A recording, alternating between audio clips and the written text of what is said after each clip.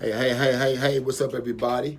Once again, my name is DJ, doing what I do, sitting back here on a Monday, chilling. And actually, it's not Monday. I never know what day it is, but and I'm gonna keep my catchphrase. I don't care what day it is. I'm gonna keep on saying that. All right. So, like I said, I'm gonna be pumping these videos out, back to back. I got a lot of people asking me questions. So, I sent a request to all my students, to ask, of them to, send me, questions they wanted me to go over, especially since a lot of people are still at home and they got some questions. So my man Aaron, sent me a real good question. And his question, he said, how to be a good training partner. And he got really specific. He wanted advice and lessons on how people can get in the habit of actually acting like they've actually been hit in the groin or face rather than just standing there like a heavy bag. Okay, he said, I'm no expert, but I think that some martial arts like judo take time to prepare people on how to be on the receiving end of strikes. Krav Maga could benefit from this as well, even now that we are training with a distance.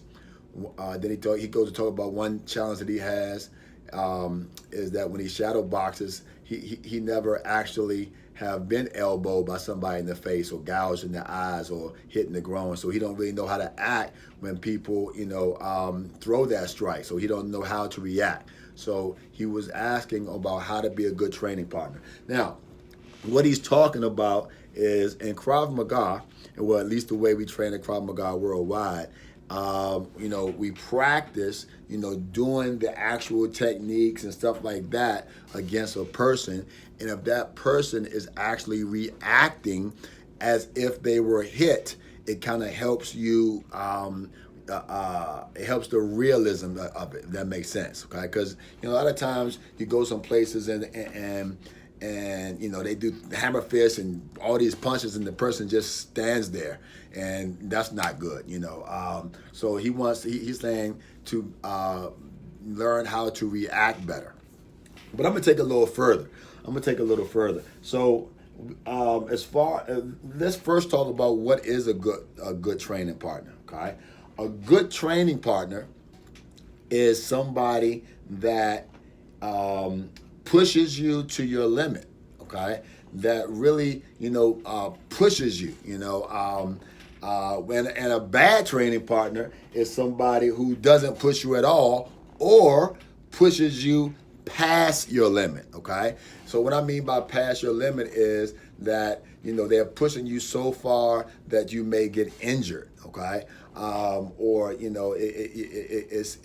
it's not healthy to go past a certain point, okay? A good example is for all my, guys and gals who be in the gym.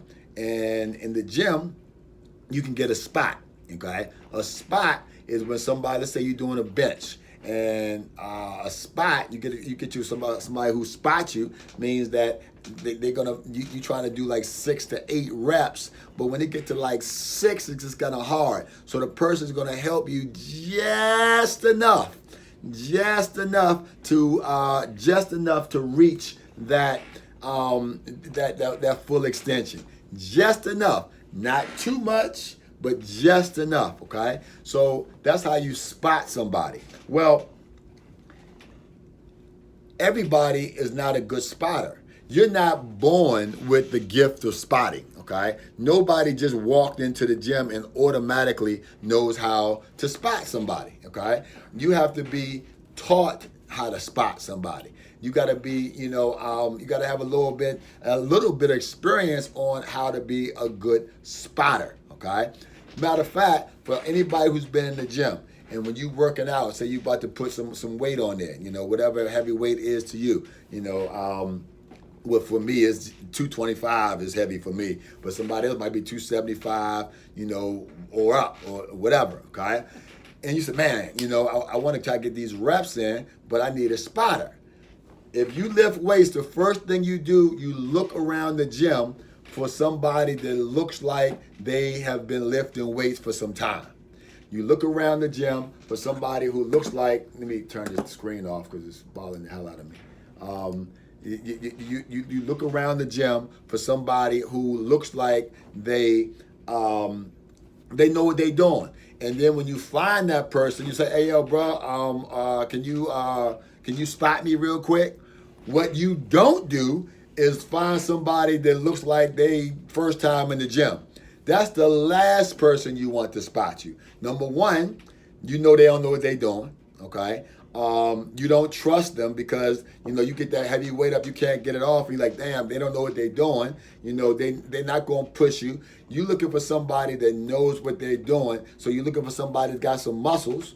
So it's okay, yeah, that guy right there, he obviously been in the gym for a while, so he can spot me, all right? So the training in martial arts is no different.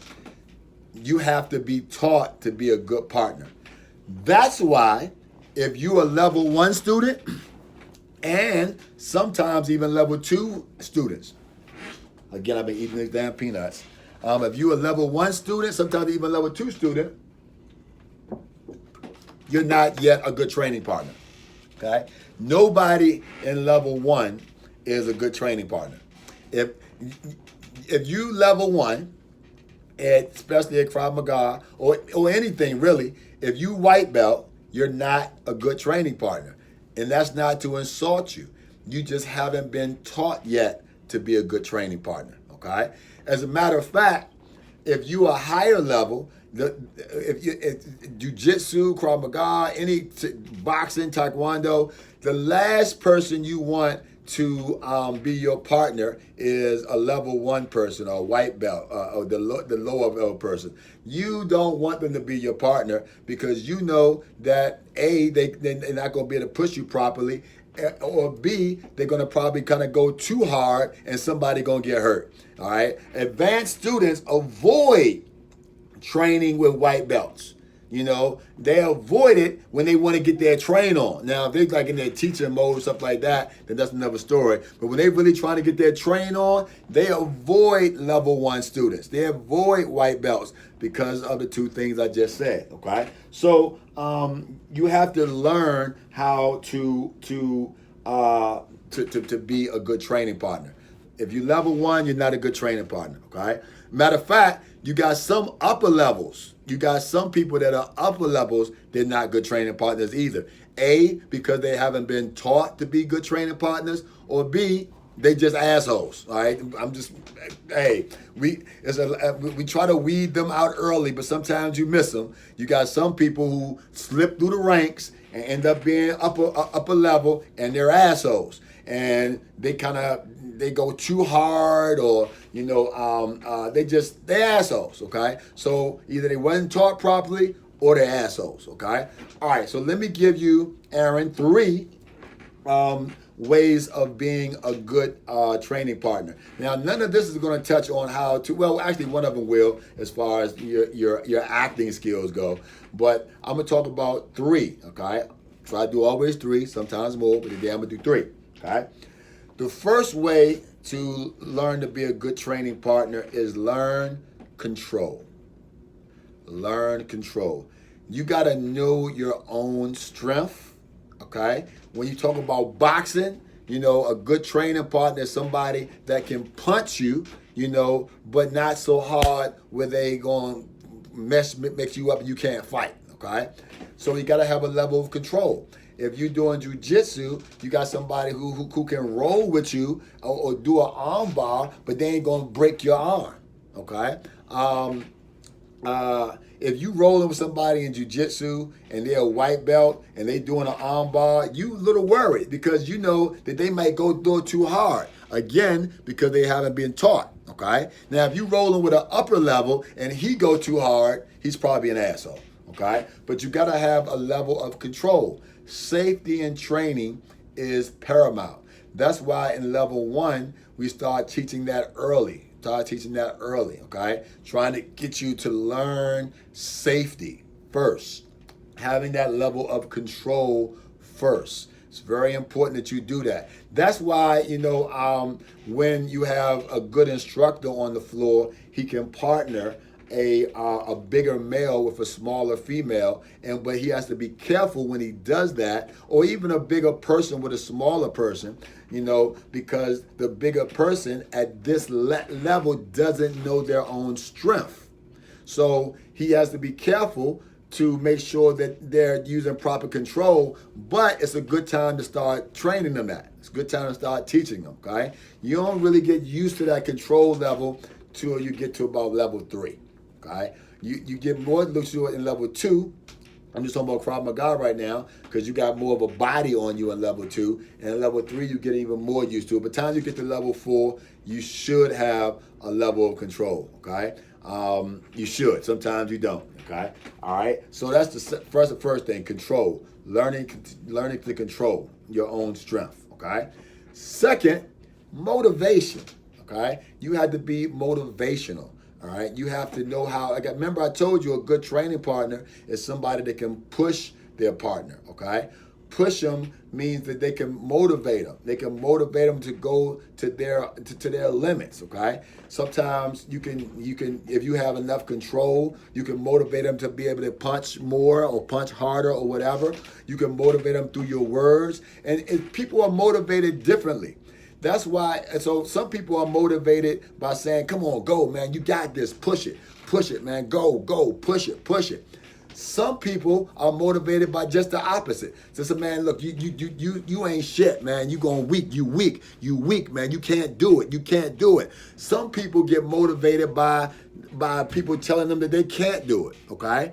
Some people get motivated by people telling them that they can do it, okay?